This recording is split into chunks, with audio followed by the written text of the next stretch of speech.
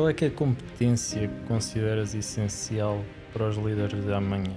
É o estar onde tem mesmo que se estar. Eu acredito que isso é ser uma boa líder, é conseguir fazer o equilíbrio entre o dar e o receber, entre o facilitar e o exigir.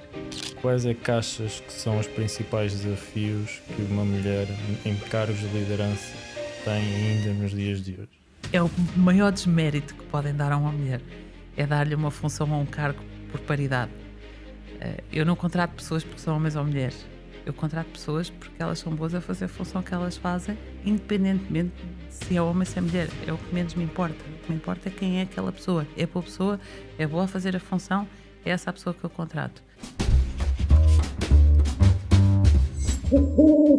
Bem-vindos ao podcast do Olhar da Coruja. Chama-se Olhar da Coruja porque nos negócios, os donos dos negócios, os gestores dos negócios precisam ter um olhar muito amplo sobre tudo o que está a acontecer e terem a capacidade de focar naquilo que é importante em cada momento.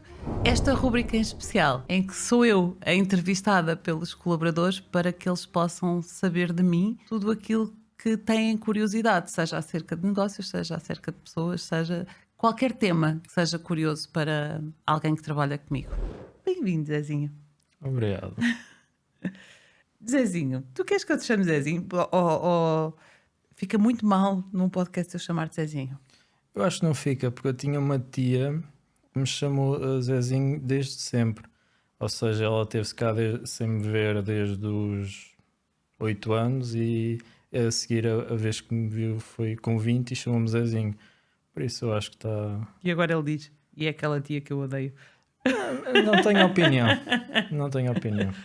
Eu gosto de chamar Zezinho, não sei porquê. Acho que é carinhoso. Não sei, há alguma afinidade que eu criei contigo e acho que Zezinho é uma forma carinhosa de eu te tratar.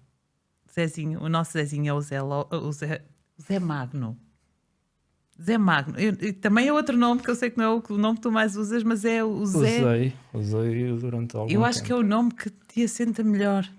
A tua personalidade tão enigmática, o nosso filósofo de serviço, que só por acaso é programador, tem nada a ver, mas esse teu lado tão enigmático acho que soa muito bem com José Magno. Vou tentar voltar a usar. Acho que fica bem. Só deixei de usar porque era complicado dizer quando era o mail ou o nome. Ninguém sabia escrever, não é? Ninguém sabia. Não uses Zezinho Magno. Não. Acho que não soa bem. Deixa o Zezinho só para nós e para a tia. Sim. Usa o José Magno. Eu acho que soa mesmo bem. É uma personalidade, dá-te uma personalidade forte. A primeira pergunta que eu te trago é: qual é que foi o momento da tua vida que acreditas ter moldado a tua mentalidade de liderança e empreendedorismo? A minha personalidade de liderança foi moldada, não foi de uma vez, foi sendo, e vou ser mesmo muito honesta contigo, foi sendo quando eu comecei a perceber em determinada altura que não estava a ser justa para comigo. E eu acho que hoje sou muito melhor líder do que era há 10 anos atrás, há 5 anos atrás.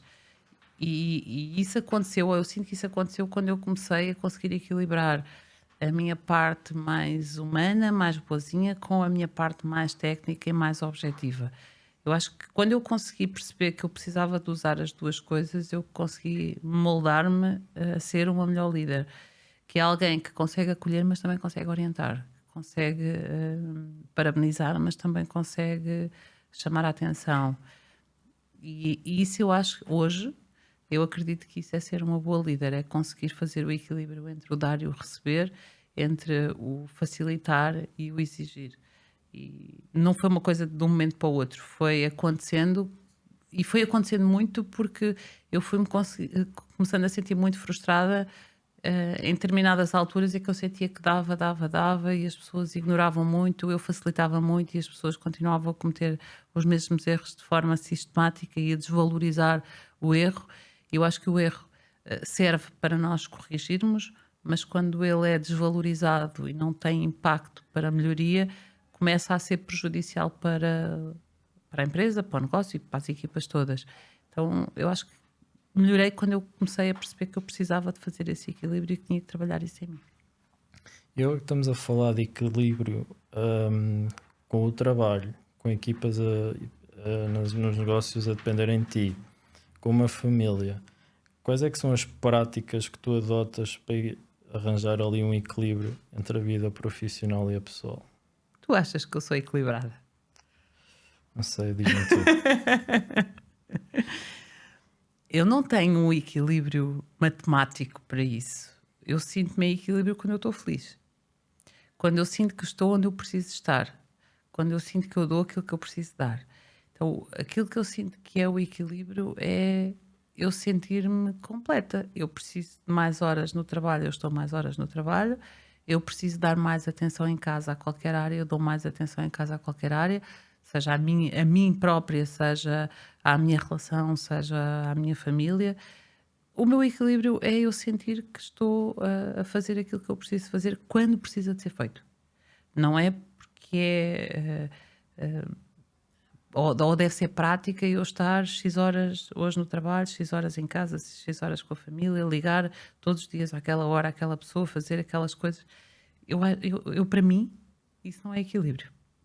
É fazer marcar o checkzinho nas tarefas que tenho para fazer sem sequer estar a vivê-las. E isso para mim não faz sentido nenhum. Esse equilíbrio para mim é eu fazer aquilo que me faz feliz e aquilo que é preciso ser feito quando me faz feliz e quando tem que ser feito. E com esse equilíbrio já te aconteceu precisarem de ti ao mesmo tempo em vários lados e tu não conseguis? Já, muitas vezes. Aí são mesmo opções. Já aconteceu precisarem de mim na parte pessoal e eu ter que estar mesmo lá e eu ter que desmarcar tudo o que tenho. Não, é o que tem que ser. E já aconteceu o inverso também. Eu ter que estar mesmo no trabalho e naquele dia e naquela hora e ter que, na minha cabeça, dizer tudo o que faz falta daquele lado vai ficar para depois e depois eu vou resolver. Depois eu vou estar lá, mas agora eu tenho que estar aqui. Já aconteceu para os dois lados. E nos dois lados é difícil, mas é o estar onde tem mesmo que se estar. Às vezes não é porque ficamos felizes de estar ali, é porque tem que se estar ali. E quando isso tem que acontecer, tem que acontecer. Nós defendemos muito que a prioridade é sempre a família. Não significa que tu tenhas que estar mais tempo com a família ou que eu tenha que passar mais tempo com a família. Significa que se eu tiver que optar em determinado momento, a opção será sempre a família em primeiro lugar. Mas é se eu tiver que optar. Senão, eu tenho que estar onde eu preciso estar nos momentos em que eu preciso estar. E isso para mim é equilíbrio. Ok. Qual é que é, nos teus negócios, tens uma cultura da empresa? Qual é que achas, ou quais é que são as características que achas que são cruciais para o sucesso do teu negócio? Na cultura? Sim. Várias. Primeiro é o nós sentirmos que trabalhamos em conjunto. A cultura dos objetivos em conjunto. Não há um que é melhor que o outro, mesmo que haja um que tem mais capacidades que o outro, nós só conseguimos atingir objetivos se cada um der o seu melhor. Então, essa cultura de que nós trabalhamos em conjunto e todos precisamos de colaborar uns com os outros, ajudar-nos uns aos outros e fazer-nos crescer uns aos outros, para mim é primordial. Daí nós termos as formações internas, que é uma forma de ajudarmos um bocadinho as pessoas a desbloquear os seus medos de falar em público, de fazer apresentações, essas coisas todas, e ao mesmo tempo de cada um conseguir ajudar o colega no eu sei isto que se calhar tu não sabes, portanto eu hoje vou partilhar com vocês aquilo que eu sei e que vos pode acrescentar. Sentir que somos todos um conjunto de pessoas que trabalha para atingir um objetivo comum. Essa comunhão de forma de estar, para mim, é super importante na cultura. E depois tudo o resto, respeitarmos os mesmos valores, mesmo que alguém tenha algum valor que não é o primeiro valor da empresa, consiga respeitar os valores da empresa, consiga comportar-se como tal. Temos muitas outras coisas. O sentido de pertença, o respeito, a confidencialidade, todas essas coisas fazem parte daquilo que eu considero que é a cultura ideal no negócio.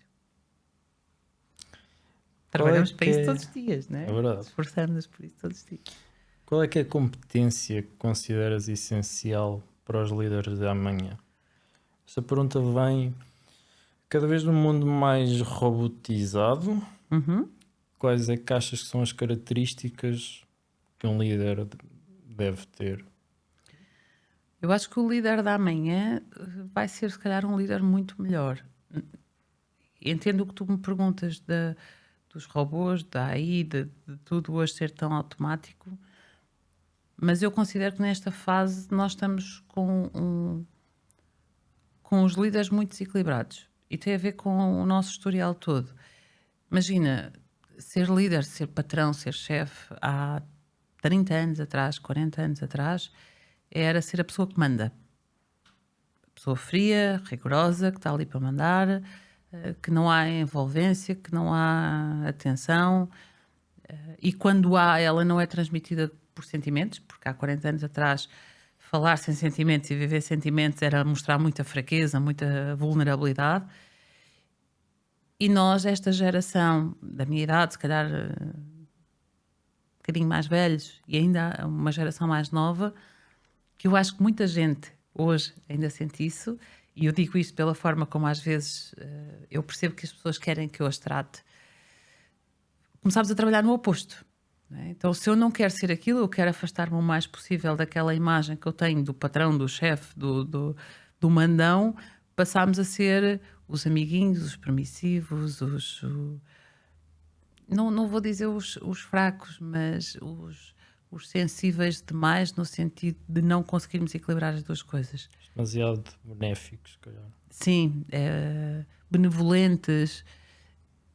E isto é desequilíbrio. Se era má uma coisa, a outra também é muito má, porque tu não consegues educar, tu não consegues fazer crescer só com as palmadinhas nas costas e os abraços que eu tanto gosto. Precisamos do equilíbrio.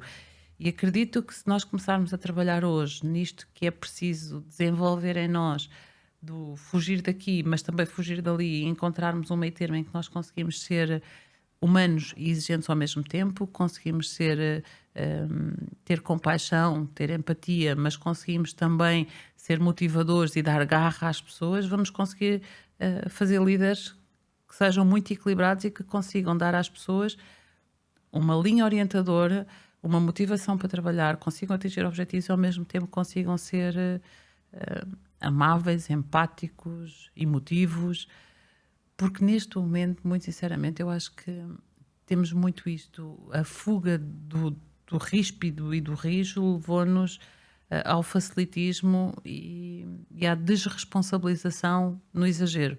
E ainda percebo muito isto nas equipas, nos jovens que consideram que hoje o líder deles deve ser o líder que compreende tudo e que tem que aceitar tudo e que tem que ser empático com tudo e tem que ser permissivo com tudo.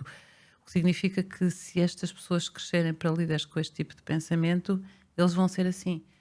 E ser assim também não vai ser bom, porque nós não fazemos crescer pessoas apenas com abraços. Verdade.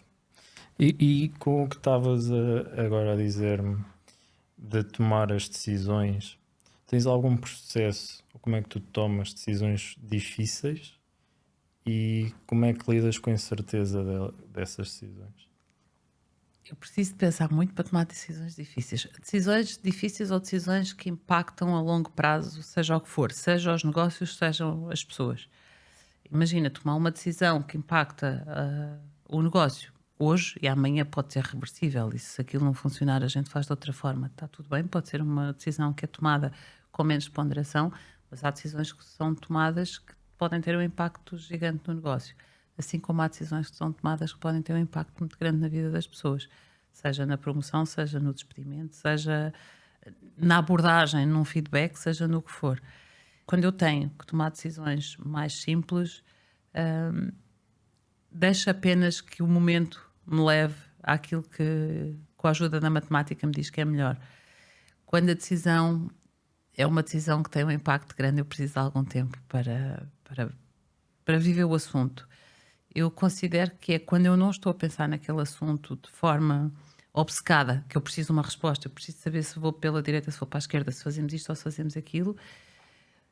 É cansativo, é desgastante e eu sinto que não é a forma certa de eu tomar decisões. Para mim, eu preciso de levar essa decisão com calma, ir ponderando, faço as minhas meditações acerca do assunto, Gosto muito de estar no banho e pensar nos assuntos e pensar, e se for assim, se for assado, e se tiver se formos por este lado, qual é o impacto que vai ter, e se formos por aquele lado, qual é o impacto que vai ter.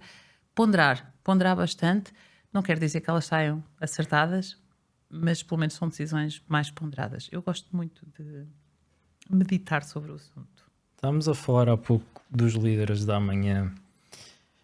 Como mulher, mãe, que está no mundo dos negócios já há vários anos, quais é que achas que são os principais desafios que uma mulher em cargos de liderança tem ainda nos dias de hoje? Uau, ainda não tinha feito essa pergunta. Tem muitos. Tem muitos. Principalmente com ela própria. De ela para ela própria. É verdade que ainda existe, por muito que a gente racionalmente, conscientemente diga que eu não sou racista, eu não sou não sei o quê, eu não sou... Somos todos. O nosso inconsciente coletivo ainda nos faz olhar para as mulheres como a mais sensível, que é, ainda bem, eu defendo muito isto, eu gosto muito de ser sensível, eu gosto muito de ser mulher. Eu gosto muito de tudo o que tem a ver com a mulher. Gosto de ser sensível, gosto de ser ponderada, gosto de ter as emoções à flor da pele, gosto de todas essas coisas que fazem parte do ser mulher. Mas isso também faz com que seja um estereótipo, não é? Como assim ela é que vai mandar, principalmente dos homens, que é como é que ela é que me vai ensinar como é que se faz, ou ela é que vai mandar em mim, ou das mulheres que somos mazinhas umas para as outras. Pois. Nós somos muito mazinhas umas para as outras. Isso não ajuda a causa. Não, nada. Infelizmente, e tu sabes que eu tenho muitos mentorados homens e muitas mentoradas mulheres, e isto sente-se muito mais do que parece. Os homens ainda existe, apesar de cada vez menos, ainda existe muito o não querer ser ensinado ou ser guiado ou ser comandado por uma mulher. E nas mulheres existe muito o porque é ela e não eu. Se eu disser que foi ela, estou-me a desvalorizar a mim, porque se eu elogiar a ela, parece que ela é mais do que eu. Nós mulheres somos muito mais umas para as outras. É mais fácil a gente criticar o que é que a pessoa tem vestido, o penteado que ela tem feito, do que olhar para o que ela fez, desenvolveu, ou para aquilo que ela partilha e elogiar. Olhamos muito para o supérfluo e muito pouco para o importante. Precisávamos de nos unir um bocadinho mais para depois reclamarmos com os outros. Não é? Nós reclamamos muito do homem, do comportamento do homem em relação à mulher, mas eu acho que nós primeiro tínhamos que olhar muito para nós para depois termos o direito de poder reclamar com os outros. Porque, no meu caso, sinto-me mais isso em relação às mulheres do que em relação aos homens, por incrível que pareça. Ainda não é normal, aceitável, que sejamos mais mulheres no poder, seja que poder seja, do que homens. E não quer dizer que tenhamos que ser. Eu defendo que as coisas devem ser por mérito. E não porque eu sou mulher. Não tenho mais direitos porque sou mulher. A pior coisa que me podem fazer é dar-me um cargo ou dar-me uma função porque eu sou mulher e temos que ter paridade. É o maior desmérito que podem dar a uma mulher. É dar-lhe uma função ou um cargo por paridade. Eu não contrato pessoas porque são homens ou mulheres. Eu contrato pessoas porque elas são boas a fazer a função que elas fazem, independentemente de se é homem ou se é mulher. É o que menos me importa. O que me importa é quem é aquela pessoa. É boa pessoa, é boa a fazer a função, é essa a pessoa que eu contrato. Portanto, não é por aí que eu acho que nós devemos lutar. Devemos lutar por nós querermos ser aquilo que nós quisermos, por fazermos aquilo que nós quisermos. É isto que nós temos que ter o direito. E é aí que nós temos de ser reconhecidos. Que é, eu quero ser isto. Se eu sou boa a fazer isto, eu devo ser reconhecida por isso, independentemente se sou mulher ou sou homem. Mas ainda não é um assunto tão leve assim. Nós sabemos isto, quem trabalha próximo comigo vê isto constantemente. Imagina, eu desenho qualquer coisa, eu opino em relação a alguma coisa, e eu trabalho muito com o Paulo, em quase tudo fazemos em conjunto, e o reconhecimento vem para ele, e a mensagem do agradecimento vem para ele, e o mérito vem para ele, quando ele às vezes, ele próprio se sente incomodado a dizer, mas foste tu que fizeste, mas foste tu que disseste. Mas do outro lado está aquela coisa, mas ela é uma mulher, não vou validar.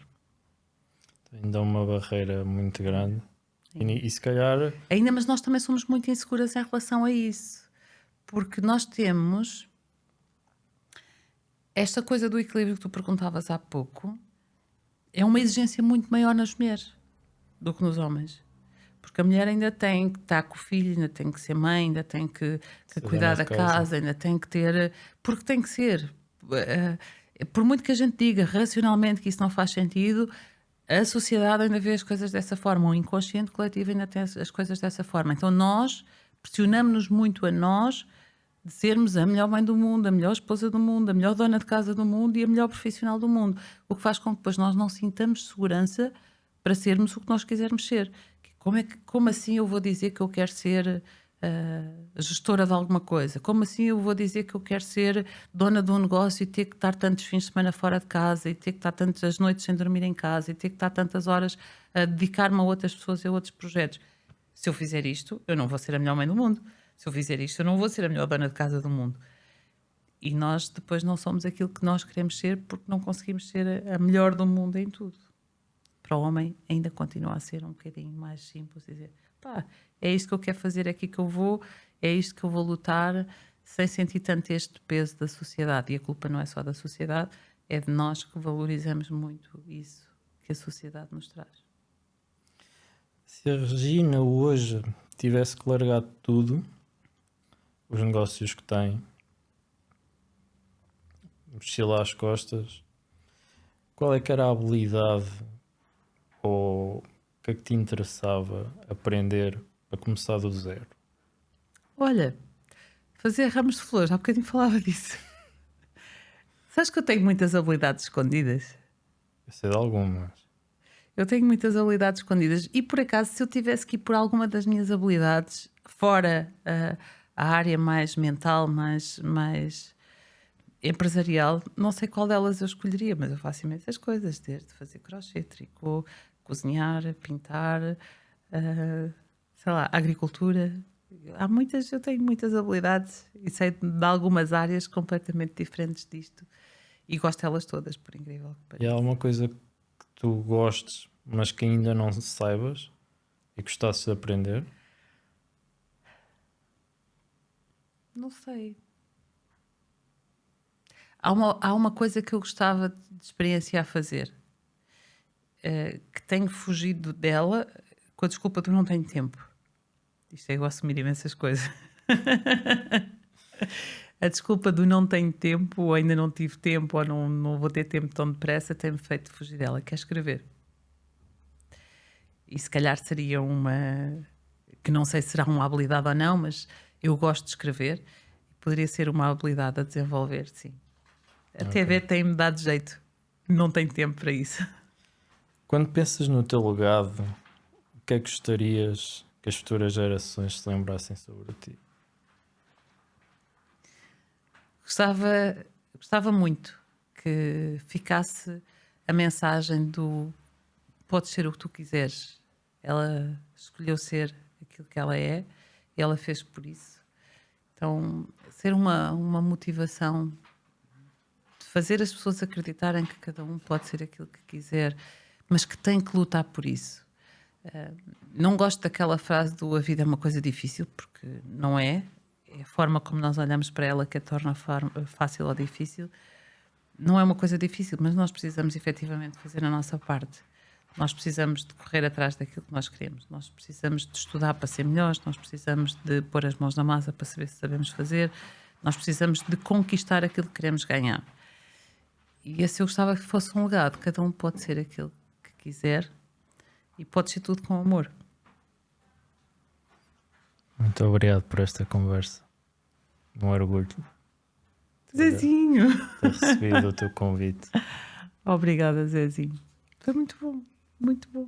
Não sei se era isto que estavas à espera das minhas respostas. As minhas perguntas nem era só para